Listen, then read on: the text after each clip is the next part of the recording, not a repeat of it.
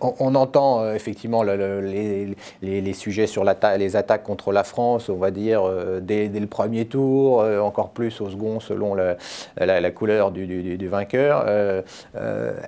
Quel type d'attaque on peut avoir? C'est-à-dire, est-ce que c'est forcé ou est-ce que, au contraire, on pourrait avoir... Non, je ne pense pas qu'il y aura d'attaque mécanique du marché.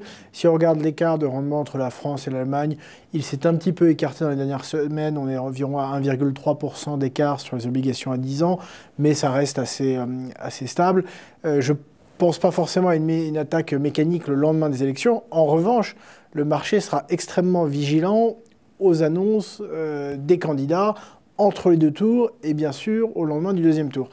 Donc toute annonce de renégociation de traités européens ou de cap, par exemple, pour favoriser la croissance, l'emploi, la relance, au détriment de la rigueur budgétaire, sera interprétée négativement par le marché et verra probablement, dans ce cas-là, plutôt le taux des obligations françaises remonter par rapport à celui des obligations allemandes.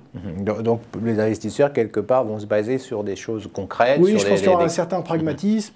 C'est vrai que les sondages aujourd'hui sont quand même plutôt assez orientés dans un sens. Donc les marchés pourraient déjà se positionner plus ou moins. Ça n'est pas le cas.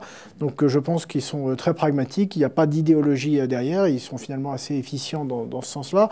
Et ils attendent de vraiment voir quelles seront les annonces, les faits, avant de juger. En revanche, ça pourra aller assez vite après si les faits ne sont pas à la hauteur, si les objectifs de réduction de déficit ne correspondent pas aux attentes qu'il peut y avoir.